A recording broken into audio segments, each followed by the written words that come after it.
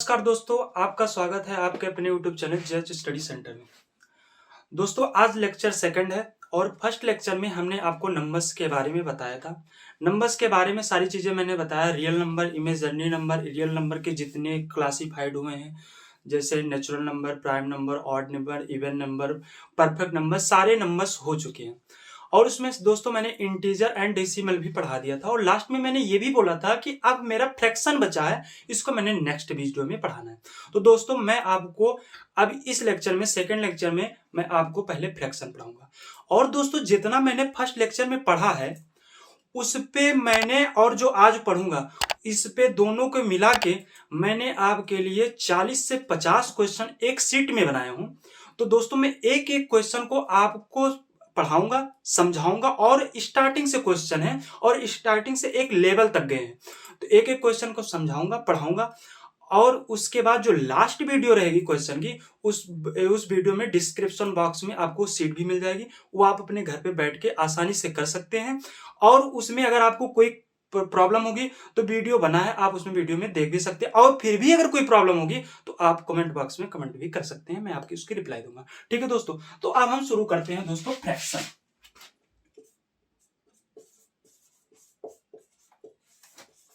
Fraction जिसको दोस्तों हिंदी में बोलते हैं भिन्न। भिन्न, अब भिन्न के फॉर्म क्या होते हैं, ये किस फॉर्म में लिखे होते हैं दोस्तों, पहले उससे हमें देखना है।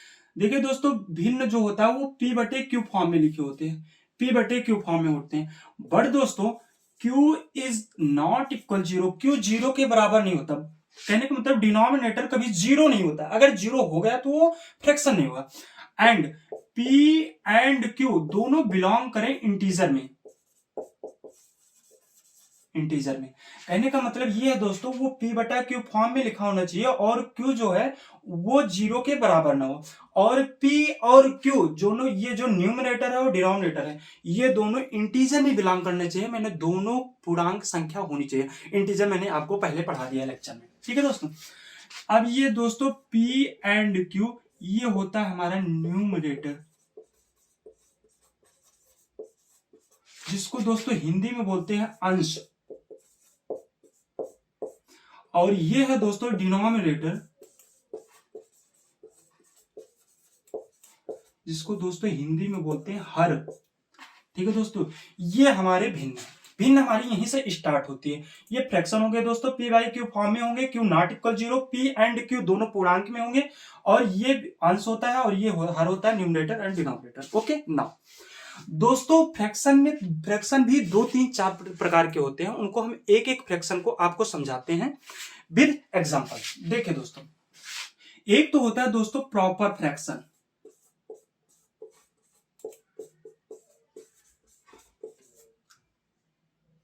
प्रॉपर फ्रैक्शन, इसको दोस्तों हिंदी में बोलते हैं उचित भिन्न।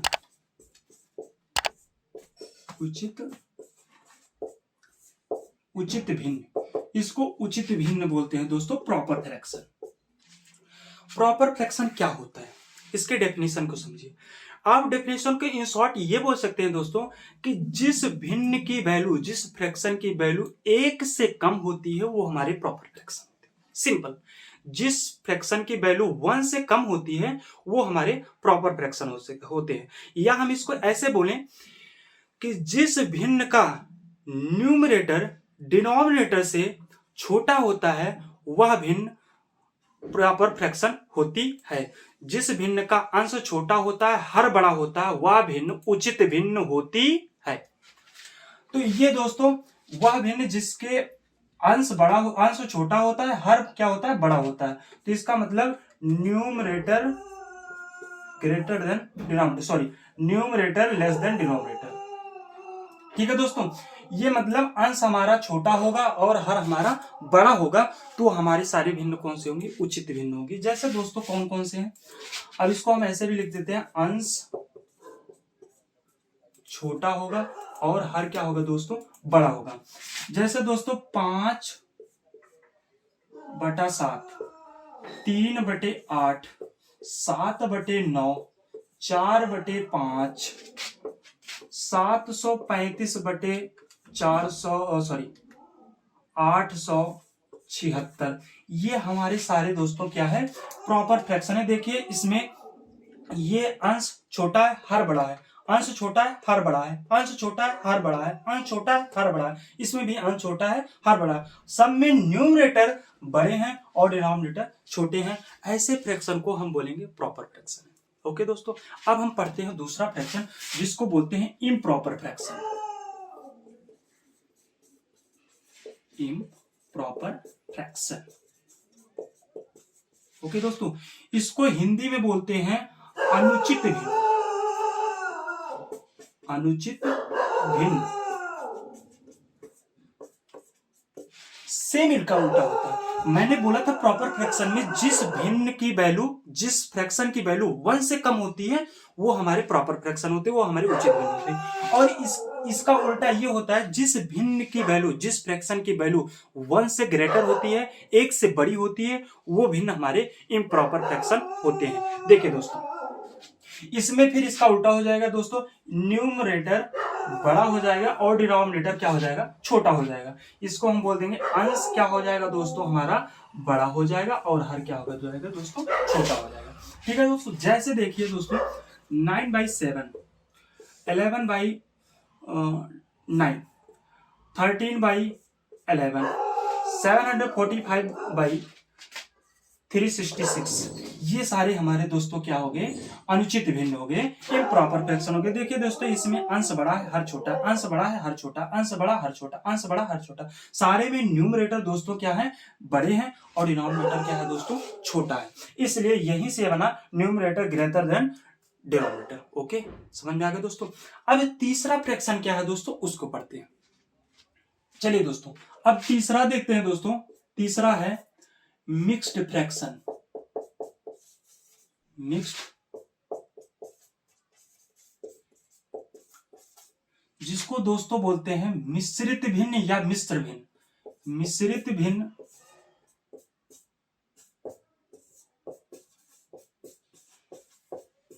इसको दोस्तों चाहे आप मिश्रित भिन्न बोलो या मिश्र भिन्न बोलो। ठीक है दोस्तों, अब मिक्स्ड फ्रैक्शन क्या होते हैं दोस्तों, मिक्स्ड फ्रैक्शन क्या होते हैं दोस्तों, इंटीजर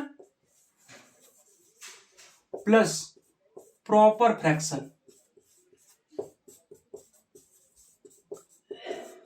प्रॉपर फ्रैक्शन मतलब दोस्तों, इसको हिंदी में लिखते हैं तो पूर्णांक प्लस उचित भिन्न।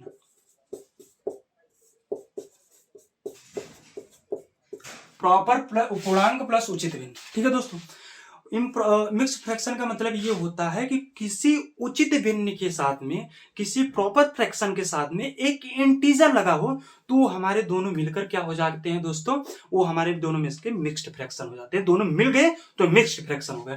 ठीक है दोस्तों, जैसे दोस्तों मैंने बोला इंटीजर प्लस प्रॉपर फ्रैक्शन, तो इंटीजर तो कोई एक पूर्णांक होगा पूरा का पूरा, और प्रॉपर फ्रैक्शन वो होंगे जिसका न्यूमरेटर छोटा होगा और डिनोमिनेटर क्या होगा दोस्तों, बड़ा होगा। यही है हमारा मिक्स्ड फ्रैक्शन। अब इन दोनों को आपस में मिला के लिखेंगे तो ये हो जाएगा 3 होल 3/5, जिसको बोलते हैं हिंदी में 3 सही 3/5। ये हमारा दोस्तों क्या है, मिक्स्ड फ्रैक्शन है। ये हमारा मिक्स्ड फ्रैक्शन है दोस्तों। जैसे हो गया 4 सही 7/8, 9 सही 7/12, 7 सही 3/11, ये हमारे सारे मिक्स्ड फ्रैक्शन है। ठीक है दोस्तों। अच्छा दोस्तों, मैं एक चीज आपसे ये पूछता हूं, दोस्तों 5 सही 9/7, क्या दोस्तों ये मिक्स्ड फ्रैक्शन है? 5 सही 9/7 दोस्तों, क्या ये मिक्स्ड फ्रैक्शन है? दोस्तों ये मिक्स्ड फ्रैक्शन के फॉर्म में लिखा तो गया है, ये मिक्स्ड फ्रैक्शन के फॉर्म में लिखा तो गया है, मिक्स्ड फ्रैक्शन है भी, बट इसके लिखने का तरीका गलत है। इसके लिखने का तरीका दोस्तों गलत है। ये 5, इसको हम अगर एक्सप्लेन करें तो इसको हम लिख सकते हैं 5 प्लस 9/7, ऐसे लिख सकते हैं दोस्तों। अगर इसका एक्सपेंडेड फॉर्म लिखें तो 5 प्लस 9/7 लिख सकते हैं। अब देखिए दोस्तों, ये इंटीजर है। अब देखिए 7 का पहाड़ा 9 में जा रहा है, कितने बार जा रहा है, 1 बार जा रहा है। 7 1 7, तो ये दोस्तों हो गया 5 प्लस 1 प्लस कितना बचेगा दोस्तों, 7 1 के 7, एक बार चला गया, कितना बचा दोस्तों, 2 बचा, तो इसको हम लिखेंगे 2/7। अब ये दोस्तों इंटीजर इंटीजर आपस में जोड़िए, 5 और 1 कितने हो जाएंगे दोस्तों, 6 और ये अब ये प्रॉपर फ्रैक्शन आ गया 2/7, इसका अंश छोटा है हर बड़ा है, ये प्रॉपर फ्रैक्शन हो गया। अब ये हो गया 6 सही 2/7। अब ये अपने अच्छे फॉर्म में लिख गया 6 सही 2/7। अभी हमारे इस रूल को फॉलो कर रहा है इंटीजर प्लस प्रॉपर फ्रैक्शन। अभी तक क्या दोस्तों था, इंटीजर प्लस इम्प्रॉपर फ्रैक्शन था, अभी अनुचित भिन्न में लिखा था, लेकिन अब सही लिख गया 6 सही 2/7, मतलब पूर्णांक प्लस उचित भिन्न, यही है हमारा मिक्स्ड फ्रैक्शन। ठीक है दोस्तों, ये हमारे 3 प्रकार के फ्रैक्शन थे, प्रॉपर फ्रैक्शन, इम्प्रॉपर फ्रैक्शन और मिक्स्ड फ्रैक्शन। ये हमारे फ्रैक्शन यहीं से खत्म हो गए। अब दोस्तों फ्रैक्शन में आप प्लस माइनस डिवाइड मल्टीप्लाई, ये तो सब आप जब एसएससी का या किसी भी वनडे एग्जाम का प्रिपेयरिंग कर रहे हैं तो इतना तो आपको पता है, इसमें मुझे जोड़ना घटाना गुणा भाग नहीं पढ़ाना है। ठीक है दोस्तों, तो हमारा फ्रैक्शन यहीं से खत्म होता है। ठीक है दोस्तों, मैं आपको एक क्वेश्चन कराना चाहता हूं, जैसे दोस्तों है 5 3/5 प्लस 15 प्लस 2/5 प्लस, ये इसको भी 55 रहने दीजिए, प्लस 55 प्लस 1/5 प्लस 55 प्लस 4/5। इस क्वेश्चन को दोस्तों हम करते हैं, इतना बड़ा क्वेश्चन है। देखिए दोस्तों इसको कितने प्यार से करते हैं। देखिए दोस्तों ये क्या है, इंटीजर, ये क्या है दोस्तों, इंटीजर, ये क्या है, इंटीजर, ये क्या है, इंटीजर, ये मेरे पूर्णांक है, पूरे के पूरे हैं, तो इनको हम ऐसे लिखते हैं दोस्तों 55। और कितने टाइम्स हैं दोस्तों, कितने बार लिखे हैं 55, 1 2 3 4, 4 बार लिखे हैं, तो इनको दोस्तों 55 गुणे 4 लिख सकते हैं। नहीं, किसी संख्या को जब बार बार गुणा करना होता है, बार बार जोड़ना होता है, तो जितनी बार जोड़ना होता है उसको उतने से मल्टीप्लाई कर देते हैं, सिंपल, ये तो आपको पता ही है।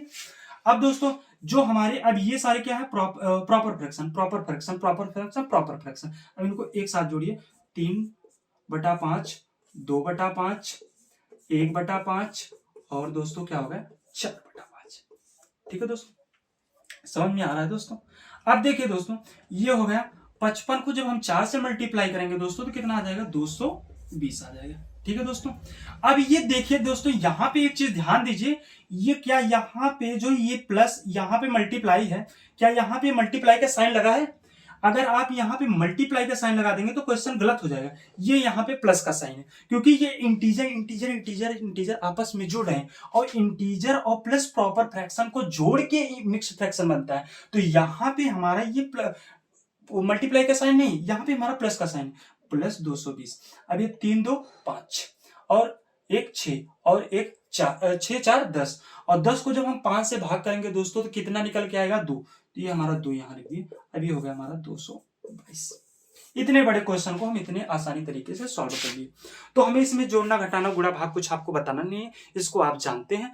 अब हम दोस्तों वो क्वेश्चन करेंगे जो कि हमने पहले लेक्चर में और आज के लेक्चर में पढ़ा है। मैंने आपको पहले भी बता दिया कि मैंने आपके लिए एक सीट तैयार किया है, जितना मैंने पढ़ाया उसमें आपको लगभग 40 से अबव क्वेश्चन है, मैंने काउंटिंग नहीं किया है, लेकिन 40 से अबव क्वेश्चन, 40 और 50 के बीच में क्वेश्चन मैं एक एक क्वेश्चन को आपको कराता हूं। बेसिक से एकदम शुरू होगा, एकदम बेसिक से है। जो बच्चों को समझ में आता है वो कहेंगे सर आप कैसे क्वेश्चन करा रहे हो, लेकिन धीरे धीरे धीरे धीरे एक लेवल को उनके लेवल के भी क्वेश्चन आएंगे। ठीक है दोस्तों, अब हम करते हैं क्वेश्चन नाउ। चलिए दोस्तों फ्रैक्शन खत्म हुआ, अब सीट का पहला क्वेश्चन करते हैं, सीट फर्स्ट का पहला क्वेश्चन।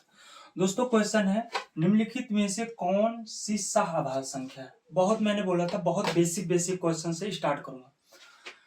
सहआभाज्य संख्या दोस्तों मैंने पहले लेक्चर में बताया सहआभाज्य संख्या किसे कहते हैं, को प्राइम नंबर किसे कहते हैं, या इसको बोलते हैं रिलेटिव प्राइम नंबर। तो दोस्तों सहआभाज्य संख्याएं उसे कहते हैं जिन दो संख्याओं के जब मासा निकाला जाए तो उनका एचसीएफ यदि 1 आता है तो वो हमारे क्या होते हैं, सहआभाज्य संख्या होती है। मैंने लेक्चर फर्स्ट में आपको बताया।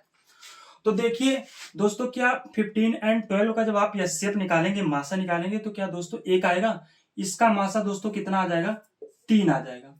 और दोस्तों इसका देखिए 25 और 35 का दोस्तों, तो 25 और 35 का एचसीएफ कितना आ जाएगा दोस्तों, 5 आ जाएगा। और उसी तरीके से दोस्तों 18 और 15 का जब आप एचसीएफ निकालेंगे दोस्तों, आप खुद निकाल के देखना, तो इसका एचसीएफ कितना आ जाएगा दोस्तों, 3 आ जाएगा। बट दोस्तों 12 और 17 को जब निकालेंगे तो 12 और 17 में ऐसी कोई कॉमन संख्या नहीं मिल रही है जो दोनों को डिविजिबल कर दे, दोनों को काट दे। 12 को तो 2 काट सकती है, 3 काट सकती है, 4 काट सकती है, 6 काट सकती है, 12 से काट सकती है, लेकिन जो 12 को काट रही है 2 3 4 6 12, वो 17 को नहीं काट रही है। जो 17 को काट रही है, 17 भाज्य 17 को काट रही है, वो 12 को नहीं काट रही। इसका मतलब 12 और 17 को काटने वाली कोई ऐसा कॉमन नंबर मिल नहीं रहा है, तो इसका मतलब इसका एचसीएफ कितना होगा मेरे दोस्त, 1 होगा। और जब इसका एचसीएफ 1 होगा तो ये हमारे कौन से नंबर हैं, ये हमारे कौन से नंबर हैं दोस्तों, यही हमारे हैं सहभाज्य संख्या। तो 12 और 17 हमारा क्या हो गया, सहभाज्य संख्या। ठीक है दोस्तों, समझ में आया। दूसरा क्वेश्चन दोस्तों, नीचे दिए गए विकल्प में से कौन सी संख्या जुड़वा भाज्य संख्या। मैंने आपसे बताया था जुड़वा भाज्य का मतलब क्या होता है दोस्तों, इंग्लिश में बोलेंगे तो twin prime number. Twin prime number का मतलब ये हुआ कि जब दो संख्या के बात हो तो दोनों की दोनों अभाज्य होनी चाहिए, दोनों के दोनों प्राइम होने चाहिए, और उनके बीच का डिफरेंस कितना होना चाहिए मेरे दोस्त, 2 का होना चाहिए। तो देखिए दोस्तों 17 और 23, देखिए दोस्तों ये 17 भी प्राइम नंबर है और 23 भी प्राइम नंबर है, बट दोस्तों 23 और 17 के बीच का डिफरेंस कितना है दोस्त, 6 का है। दोनों तो प्राइम है बट डिफरेंस कितने का, 2 का। तो ये ट्विन नंबर्स के रूल को फॉलो नहीं करेंगे। देखिए ये दोस्तों इसमें 15 क्या है, 15 हमारा ऑड नंबर है और 17 हमारा क्या है दोस्तों, प्राइम नंबर है।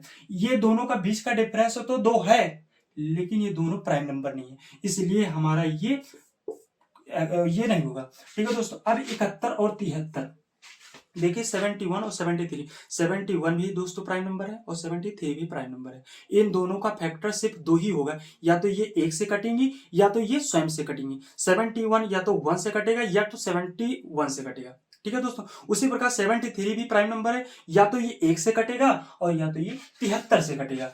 तो और इनके बीच का डिफरेंस दोस्तों कितना है, 73 माइनस 71 इज इक्वल 2। यही हमारा दोनों अभाज्य भी हैं और दोनों के बीच का डिफरेंस कितना है दोस्तों, 2 का डिफरेंस है। तो ये ऑप्शन हमारा सही है। अब इसमें हमें ध्यान ही नहीं देना है, जब हमारा एक ऑप्शन सही होगा तो क्वेश्चन उसमें एग्जाम में तो आपको 2 ऑप्शन सही तो मिलेंगे नहीं, तो हमारा जब ये ऑप्शन मिलेगा तो इसमें मुझे ध्यान ही नहीं देना है। ठीक है दोस्तों, आगे चलते हैं। थर्ड क्वेश्चन, 2 सम संख्या को जोड़ने पर योग ... संख्या प्राप्त होती है। दो जब इवन नंबर जोड़े जाते हैं दोस्तों आपन में, जब 2 इवन नंबर का सम होता है तो हमेशा किस प्रकार की संख्या हमें प्राप्त होती है। देखिए दोस्तों कोई भी इवन नंबर ले लीजिए, जो 2 जैसे दोस्तों 4 ले लिया और 6 ले लिया, दोनों के दोनों सम है।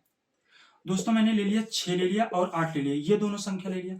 दोस्तों मैंने ले लिया 12 और 18, ये दोनों के दोनों क्या है दोस्तों, ये तीनों के तीनों जो 2 के उसमें लिखे हैं दोस्तों, ये सारे के सारे इवन है। अब इनको आपस में जोड़िए दोस्तों, 4 + 6 = 10, 6 + 8 = 14, 12 + 18 = 30। ठीक है दोस्तों, देखिए दोस्तों जितने आ रहे हैं, जितने का सम कर रहे हैं, इवन का जब सम कर रहे हैं तो जो आ भी रहे हैं योगफल, वो सारे हमारे क्या आ रहे हैं, सम संख्या आ रही है। तो इसका मतलब हमारा सम संख्या हो जाएगी, ये हमारा ऑप्शन है। ओके दोस्तों, अब आगे हम पढ़ते हैं। चलिए दोस्तों, 4th number question, seat first. 36 के सभी गुणनखंडों का योग कितने के बराबर है। मतलब इसमें पूछ रहा है दोस्तों 36 के सभी फैक्टर का जो सम आएगा वो कितने के इक्वल होगा।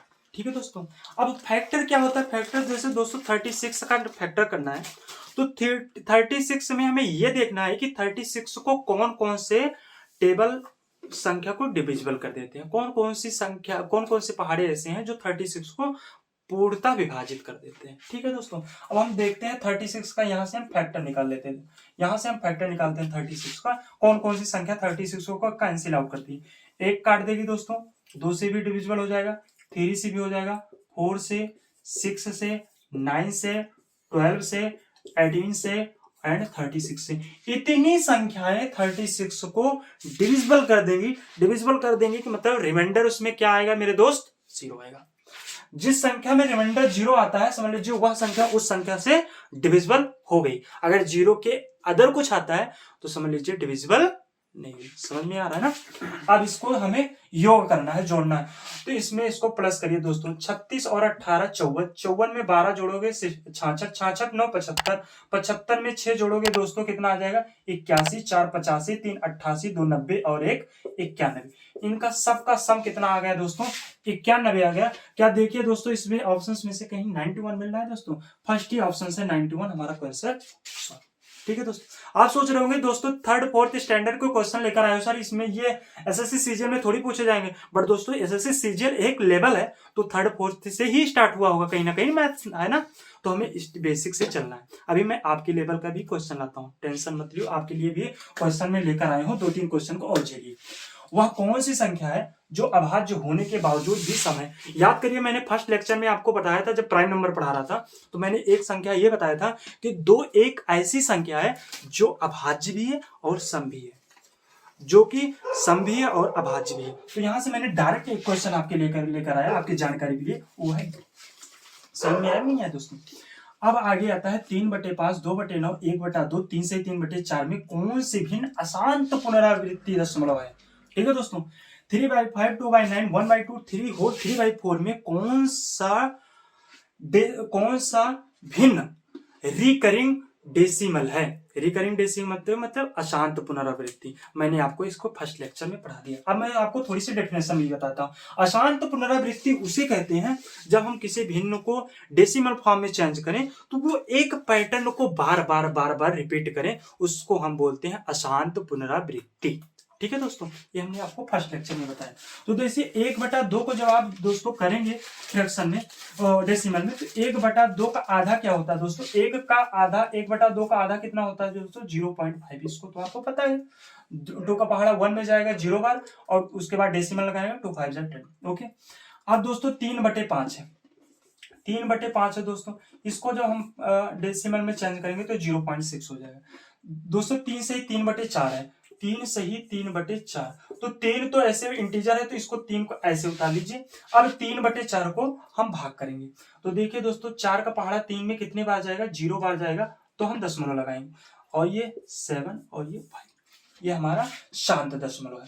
अब देखिए दोस्तों 2/9, 2/9 को जब आप चेंज करेंगे डेसिमल फॉर्म में मेरे दोस्त, तो 2 का पहाड़ 9 का पहाड़ा 2 में कितने बार जाएगा दोस्तों 0 बार, फिर दशमलव लगाएंगे 9 दूनी 18, फिर बचा 2, फिर 9 दूनी 18, फिर 18 20 में से 18 गया, फिर 2 बच गया, फिर 2 बच गया, फिर हम 2 बार ले चलेंगे, फिर 2 बच गया, फिर हम 2 बार ले चलेंगे। तो ये पैटर्न बार बार 2 2 2 2 2 2 एक ही पैटर्न को बार बार रिपीट कर रहे हैं, तो हम इन शॉर्ट ये बोल सकते हैं ये रिपीटिंग डेसिमल है, और रिपीटिंग डेसिमल को ही हम बोलते हैं अशांत पुनरावृत्ति, जिसको हम इंग्लिश में बोलते हैं रिकरिंग डेसिमल। तो यहां से हमारा 2 2 2 2 बार बार आ रहा है और हमसे बोल रहा है अशांत पुनरावृत्ति, तो अशांत पुनरावृत्ति मेरा ये होगा। समझ में आ गया दोस्तों, ये हमारा अशांत। और इन शॉर्ट में मैं आपको ये भी बता देता हूं, कोई भी फ्रैक्शन का अगर डिनोमिनेटर 9 आप कभी भी देख लीजिए तो आपको आप आंख मूंद के बता दीजिए कि ये हमेशा अशांत पुनरावृत्ति ही होगी।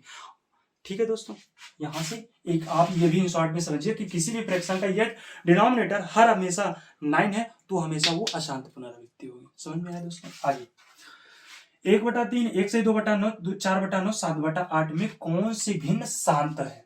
तो अभी मैंने बताया जिस भिन्न का डिनोमिनेटर 9 है तो वो कभी शांत दशमलव नहीं हो सकती। तो ये दोनों का इन दोनों का डिनोमिनेटर दोस्तों देखिए 9 है, इसका भी 9 है। तो इससे दोस्तों एक चीज हमें ये पता लगाना चाहिए कि ये दोनों तो शांत हो ही नहीं सकते। आप सीजीएल को ऐसे नहीं क्वालिफाइड कर पाएंगे। सीजीएल में क्वेश्चन से हमें ये देखना है कि कौन से ऑप्शन हमें हटाना है, पहले ऑप्शन को हटाइए, जो ऑप्शन हट गए तो उनको हटाइए, अब जो ऑप्शन बचे हैं उस पर आप दिमाग लगाइए। जब आप उस पर दिमाग लगाएंगे तो आप टाइम को अपने बचा पाएंगे, नहीं तो आपका टाइम टेकिंग हो जाएगा। ठीक है दोस्तों, तो ये इसके क्या है, इसका डिनोमिनेटर 9 है, इसका हल 9 है, तो ये तो हो ही नहीं सकते, ये तो हो ही नहीं सकते। अब बचा मेरा 2, अब हमें इसी दोनों पे दिमाग लगाना है। और एक चीज और, जब आपका डिनोमिनेटर 3 भी रहेगा तब भी आपका अशांत पुनरावृत्ति होगा। तो ये इसका भी 3 है तो ये भी नहीं होगा, विदाउट सॉल्व किए हमारा 7/8 हो जाएगा। यही होता है, ऐसे ही एसएससी सीजीएल आपका निकलेगा, ऐसे ही क्वालिफाइड होता है। आप एक क्वेश्चन को इसमें आप डेसिमल में फॉर्म में बदलेंगे, जो मैंने आपको बताया, मैंने आपको इसलिए बताया क्योंकि बेसिक है, इसलिए मैंने आपको सिखाया है। और इसको सॉल्व करने के लिए अगर आप इतना करेंगे तब तो आपका एक क्वेश्चन के लिए आपको मात्र 10 सेकंड मिलते हैं। आप एक क्वेश्चन के लिए आप 2 मिनट लगाएंगे तो आप बताइए क्वालिफाइड कैसे कर पाएंगे? नहीं कर पाएंगे। तो क्वेश्चन को ऐसे पकड़ना, हर चीज का लॉजिक होता है। तो हम ये तीनों के तीनों क्वेश्चन, तीनों के तीनों ऑप्शन हटा दिए, जो बचा वही मेरा आंसर होगा। ठीक है दोस्तों, ये होता है एसएससी सीजीएल या कोई भी अंडर एग्जाम में टाइम टेकिंग नहीं होने के बावजूद मुझे ऐसे क्वेश्चन को, अपने टाइम को ऐसे बचाते हैं। ठीक है दोस्तों, अब मेरे छोटे छोटे छोटे छोटे क्वेश्चन आगे हम थोड़ा सा अलग पढ़ाते हैं, देखिए। चलिए दोस्तों, नेक्स्ट क्वेश्चन पे आते हैं। 8 नंबर क्वेश्चन। 3 अभाज्य संख्याएं, 3 primes numbers A B and C, A B तथा सी, यदि तीनों का सम, तीनों का क्या हो जाएगा? सम, तीनों का योग 56 है, तो ए का अधिकतम मान क्या होगा, ए का मैक्सिमम वैल्यू क्या होगी? क्वेश्चन मेरा यही है। अब ऐसे क्वेश्चन आपके वनडे एग्जाम में पूछे जाते हैं। अब इस क्वेश्चन को अगर हम एक्स वाई जेड मान के लगाएं तब तो मेरा 10 मिनट लगेगा, 5 मिनट लगेगा, 2 मिनट लगेगा, और हमें एक क्वेश्चन के लिए मात्र 10 सेकंड चाहिए। तो हमें इस क्वेश्चन के लिए एक अच्छा कोई फंडा मिल जाए ताकि हम इस क्वेश्चन को 10 सेकंड में ना करके 8 ही सेकंड में कर लें, ताकि मेरी टाइम टेकिंग ज्यादा ना हो। तो दोस्तों, मैं इस क्वेश्चन को आपको समझाने के लिए एक कॉन्सेप्ट क्लियर कराता हूं। मुझे पहले आप समझ लीजिए, तो इस क्वेश्चन को आप जब एक बार आपको समझ में आ जाएगा तो आप उछल उछल के ऐसे क्वेश्चन करेंगे। मैं आपको 10 सेकंड में कह रहा हूं, हो सकता है आप 6 ही सेकंड में आपको क्वेश्चन सॉल्व हो जाएगा। पहले आप इसको समझिए। देखिए दोस्तों, मैंने लेक्चर फर्स्ट में मेरे दोस्त आपको बताया था, ऑड में यदि कोई ऑड या इवन जोड़ी जाती है, ऑड या ऑड जोड़ा घटाया जाता है, तो हमेशा क्या होता है? इवन होता है। ये चीजें मैंने आपको बता चुका हूं। ठीक है दोस्तों, और मैंने ये भी बताया है कि सभी अभाज्य संख्याएं विषम संख्याएं होती हैं, सिर्फ 2 को छोड़ के, बताया ना। तो दोस्तों, 3 अभाज्य संख्याएं ए बी एंड सी, लेकिन दोस्तों एक चीज और भी होता है कि ऑड में ऑड जोड़ देंगे तो इवन हो जाएगा, लेकिन अगर 3 ऑड जोड़ दिए, odd plus odd plus odd plus odd, तो क्या आएगा? तो मेरा ऑड आएगा। तो मेरा ऑड आएगा कैसे? जैसे मान लीजिए मैंने ऑड लिया, यहाँ पे कोई भी विषम संख्या ले लो, 5 ले लिया, और यहाँ पे ले लिया 7 ले लिया, और यहाँ पे दूसरी ऑड ले लिया मैंने, क्या ले लिया? ले लिया मैंने 9 ले लिया। ठीक है दोस्तों, 5 7 12, अगर एक ऑड ना लेते, 2 ही लेते, ऑड प्लस ऑड, तो मेरा इवन बन जाता। लेकिन मैंने 2 को ना लेकर 3 ले लिया, तो odd plus odd plus odd, तो 7 5 12 और 9 21, मेरी क्या आ जाएगी? इवन आ जाएगी। मतलब ऑड को अगर हम 3 टाइम्स जोड़ेंगे तो हमारा जो आंसर आएगा वो भी ऑड ही आएगा, बट अगर हम 2 टाइम्स जोड़ेंगे तो जो आंसर आएगा वो मेरा इवन आएगा। ठीक है, ठीक से आपको पकड़ना है इस चीज को। अब देखिए दोस्तों, 3 बार जब हम जोड़ रहे हैं ऑड ऑड ऑड, तो मेरा ऑड आ रहा है, लेकिन क्वेश्चन देखिए, 3 अभाज्य संख्याएं हैं, 3 प्राइम नंबर हैं ए बी एंड सी, यदि तीनों का योग किया जाता है तो 56 आता है, और 56 इवन है। समझ रहे हैं ना क्वेश्चन? बहुत बढ़िया क्वेश्चन है। जबकि तीनों जोड़ने पे हमारा ऑड आना चाहिए, लेकिन ऑड नहीं आ रहा है, इवन आ रहा है। इसी लॉजिक को हमें समझना है। देखिए, अब यहां से हम आपको बहुत अच्छी तरीके से समझाते हैं। Odd plus odd plus odd. ठीक है दोस्तों, अब इस ऑड को हम हटा देते हैं, इस ऑड को हटा देते हैं, इस ऑड को हटा देते हैं। मैं 2 ऑड लेता हूं, लेकिन यहाँ पे एक संख्या ले लिया मैंने 2।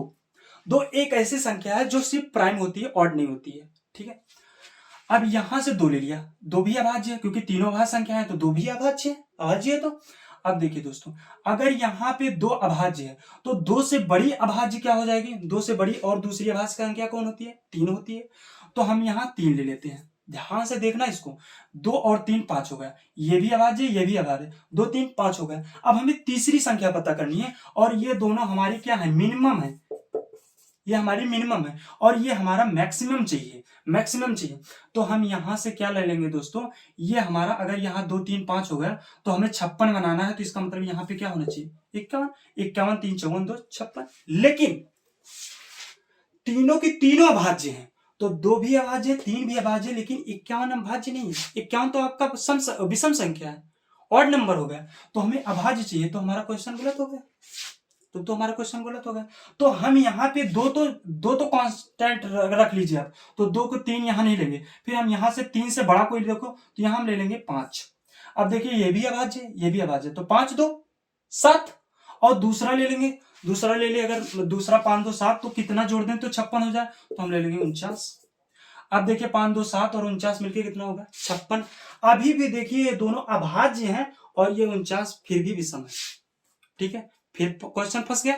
अब देखिए ऐसे ही लगाना है, बस एक बार आप कॉन्सेप्ट जहां क्लियर हुआ ना, आप उछल उछल के क्वेश्चन करेंगे। अब यहां से आप 5 हटा दीजिए, अब यहां से 7 लीजिए, अब 7 2 9, अब 9 में कितना जोड़ दें कि 56 हो जाए, 9 में कितना जोड़ दें कि 56 हो जाए, तो हम ले लेंगे 47। अब देखिए 47 भी अभाज्य, 7 भी अभाज्य, 2 भी अभाज्य, हमारा क्वेश्चन सॉल्व।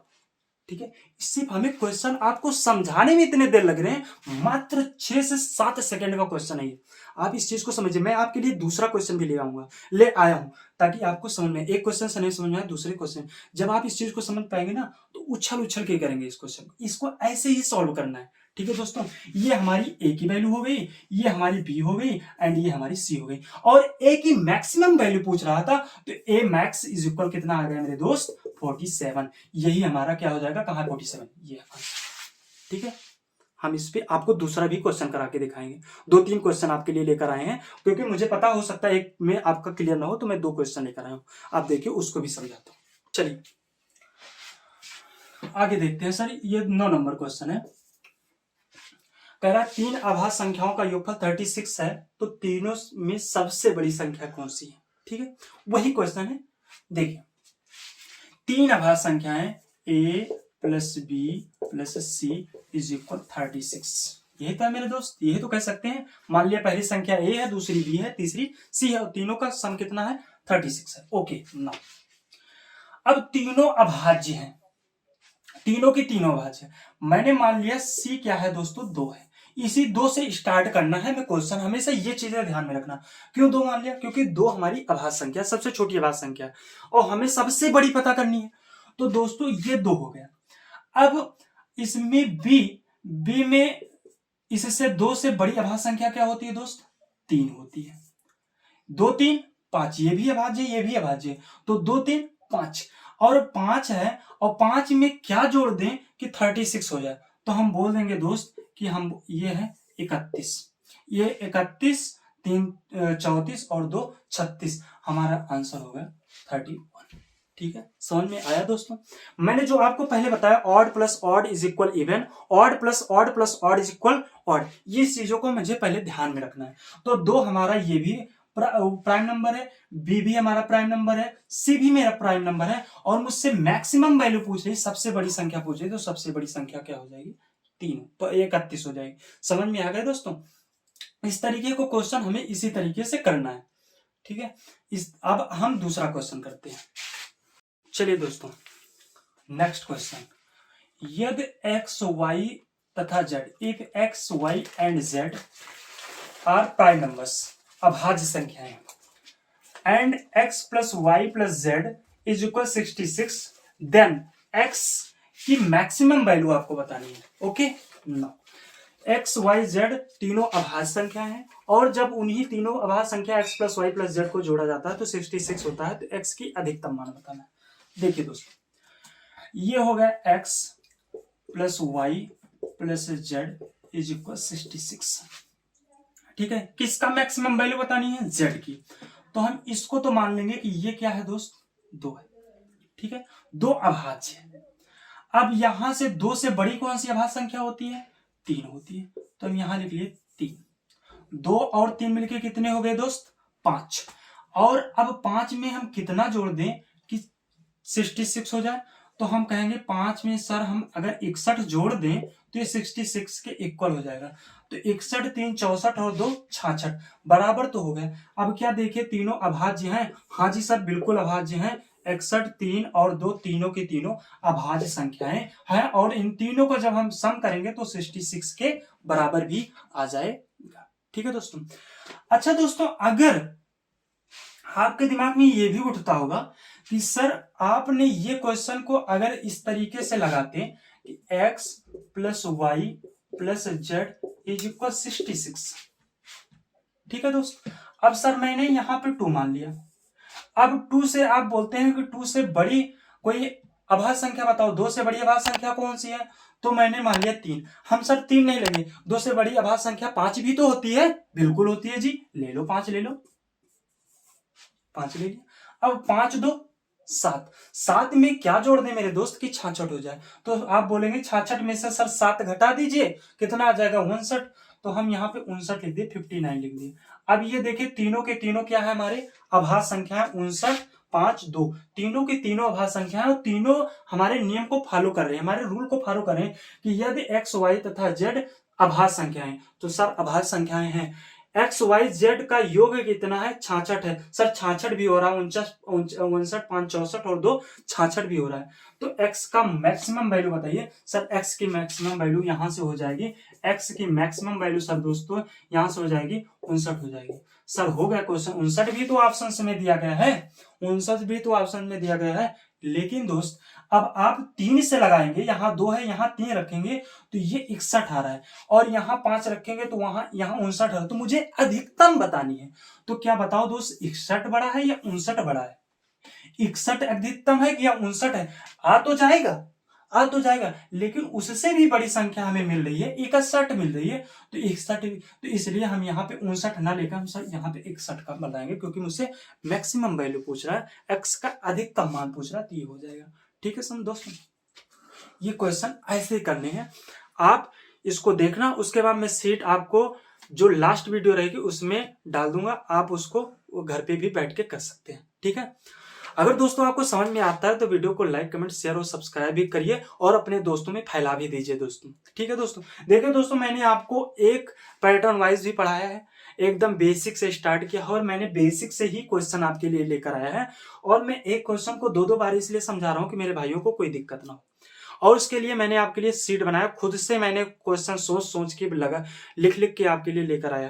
तो दोस्तों मुझसे जितना हो पा रहा है मैं आपके लिए कर पा रहा हूँ, जितना हो रहा है मैं आपके लिए प्रोवाइड कर रहा हूँ। तो दोस्तों आपका भी जो काम है कि लाइक कमेंट शेयर और सब्सक्राइब करते रहिए और इधर उधर शेयर करते रहिए, ताकि मेरा और भी अच्छे से पढ़ाने का मन करे। ठीक है दोस्तों, अब हम देखते हैं नेक्स्ट क्वेश्चन। चलिए दोस्तों, सीट में मैंने जो टाइप अभी तक पढ़ा रहा था उसमें मैंने 3 क्वेश्चन कराए। एक क्वेश्चन और आपको सीट में मिलेगा, बट उसको मैं करा नहीं रहा हूं, मैं सॉल्व नहीं कर रहा हूं उसको। दोस्तों आप खुद से करना, नहीं समझ में आएगा तो आप कमेंट बॉक्स में कमेंट करना। ठीक है दोस्तों, अब हम एक लेवल आगे बढ़ते हैं।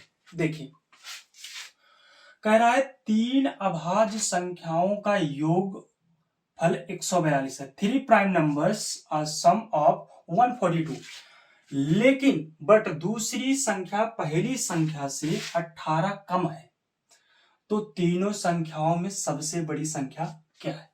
ठीक है दोस्तों, समझ में आया? तो हम मान लेते हैं ये है फर्स्ट संख्या, ये है सेकंड एंड ये है थर्ड। ठीक है दोस्तों, अब बात ये कह रहा है कि तीनों की तीनों अभाज्य संख्या है। तो मैंने अभी आपको बताया कि पहली बात तो आप जब अभाज्य की बात करें तो पहले तो आपको 2 मान ही लेना है फट से। ठीक है, 2 मान लिया। अब क्या कह रहा है, लेकिन दूसरी संख्या पहली संख्या से 18 कम है। तो यदि ये पहली संख्या है दोस्तों और इससे ये दूसरी संख्या 18 कम है, तो x माइनस 18। समझ रहे हो दोस्तों, पहली संख्या दूसरी संख्या पहली संख्या से 18 कम है, तो ये x है तो 18 कम है तो x माइनस 18।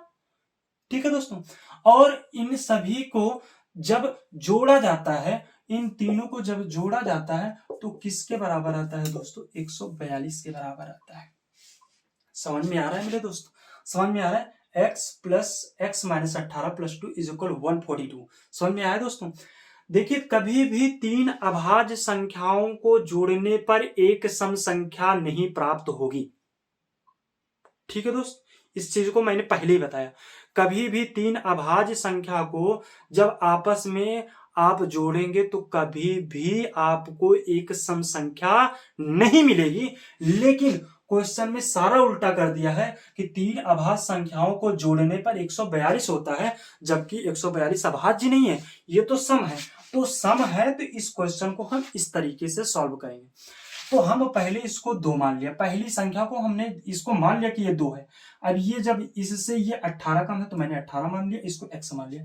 अब इसको हमें सॉल्व करना है, तो यहां से 2x इज माइनस 18 में से 2 चला जाएगा दोस्तों, कितना आ जाएगा? -16 इज इक्वल 142। ठीक है दोस्तों। अब यहां से 2x इज इक्वल कितना हो जाएगा दोस्तों, उधर जाएगा तो ये हो जाएगा 158, 16 उधर जाके प्लस हो जाएगा, इधर माइनस उधर जाके प्लस हो जाएगा, तो x इज इक्वल कितना हो जाएगा दोस्त, 158 प्लस 2 इज इक्वल 79।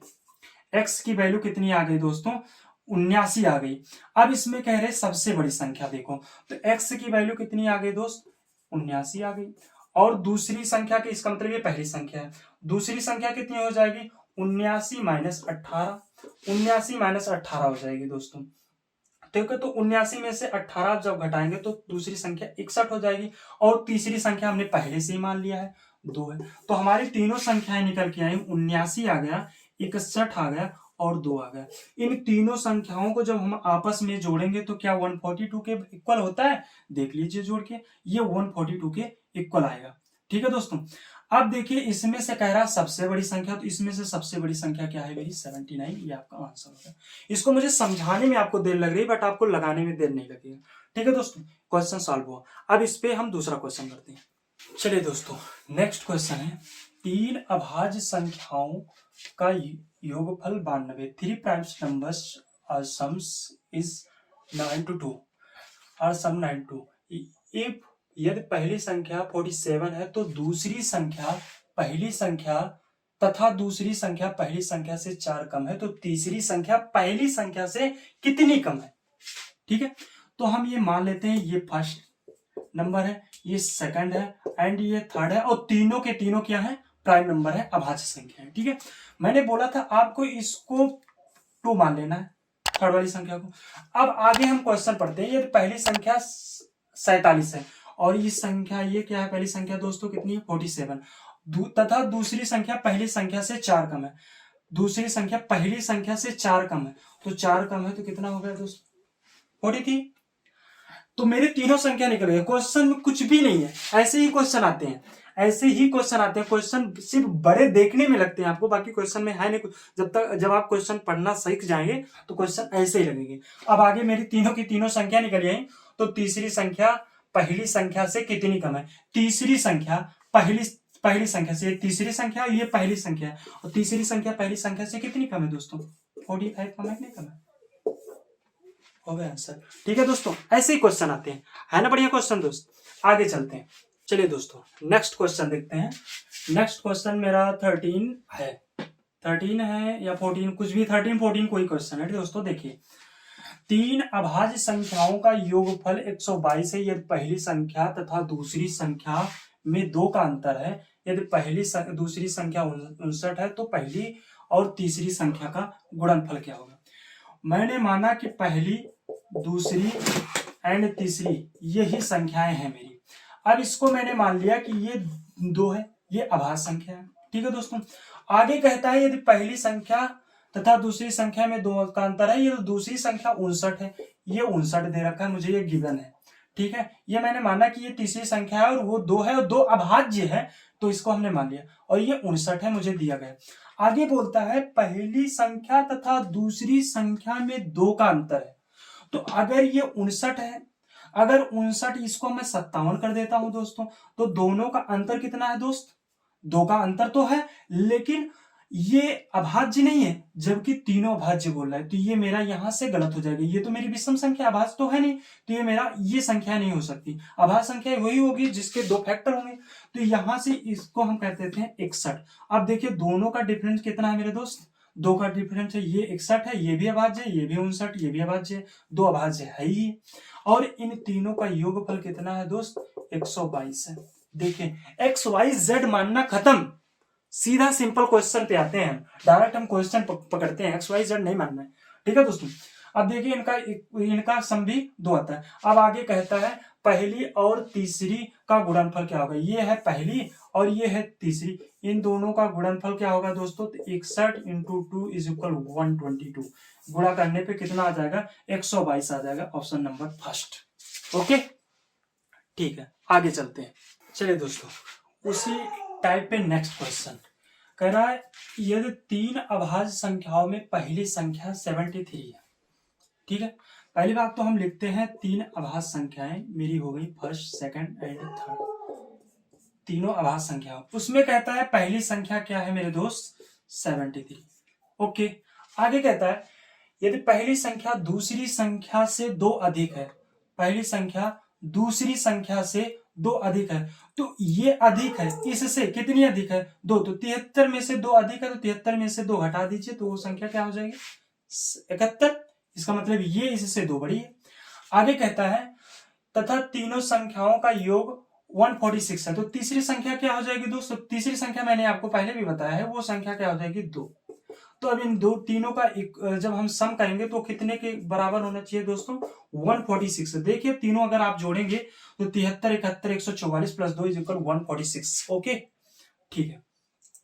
अब ये हमारी संख्या निकल गई। डायरेक्ट हम क्वेश्चन पे आते हैं, हम डायरेक्ट सॉल्व करते हैं, हम ऐसे ही क्वेश्चन सॉल्व करेंगे। अब आगे कहता है कि तो दूसरी संख्या तथा तीसरी संख्या के अंतर का 5 गुना कितना होगा, दूसरी संख्या तथा तीसरी संख्या, तो दूसरी और तीसरी का अंतर 72 - 1 = 69। ठीक है, अब इसका 5 गुना कर रहा है, तो इसका 5 गुना कर दीजिए दोस्त, ये हो जाएगा 345, गुणा करेंगे आप 345 हो जाएगा। यही हमारा इसका इस क्वेश्चन का आंसर होगा। हमें डायरेक्ट ऐसे क्वेश्चन करना है। ठीक है दोस्तों, तो दोस्तों जितने क्वेश्चन कराएंगे ये सारे आपके सीट में ही अवेलेबल क्वेश्चन है। हो सकता है इसी टाइप पे आपको कुछ क्वेश्चन और मिले जिसके सॉल्यूशन में वीडियो में ना दिया हूं, तो उस वीडियो को सॉल्यूशन में आपको वीडियो में नहीं दिया हूं, बट उस टाइप के क्वेश्चन मैंने करवाया हूं आपको, तो आप घर पे खुद से सॉल्व करना। उसका सॉल्यूशन मैं नहीं दे रहा हूं। अगर फिर भी आपको कोई प्रॉब्लम होगी तो आप कमेंट बॉक्स में कमेंट करिए। तो दोस्तों आज की वीडियो हम यहीं पे फिनिश करते हैं। तो दोस्तों अगर आपको वीडियो अच्छी लगी है तो वीडियो को like, comment, share and subscribe जरूर करिए और अपने दोस्तों में इसको शेयर करिए। और हाँ दोस्तों, एक चीज और आपके लिए कि मेरे आप टेलीग्राम को भी ज्वाइन कर सकते हैं, जो कि जेएच स्टडी सेंटर के नेम से है। ठीक है दोस्तों, उसमें आप ज्वाइन कर सकते हैं। तो उस पे में भी आपको इस क्वेश्चन के सीट एंड बहुत सारी न्यू अपडेटें और मेरी कौन सी वीडियो आ रही है, कब आ रही है, कैसे आ रही है, उस पे भी आप अपने डाउट भी क्लियर कर सकते हैं। तो आप मेरे टेलीग्राम चैनल को भी ज्वाइन कर सकते हैं। ठीक है दोस्तों, तो आपको वीडियो अच्छी लगी है तो सारी प्रोसेस कर लीजिए, मैंने आपको बता दिया। ठीक है दोस्तों, मिलते हैं नेक्स्ट वीडियो में। Thank you.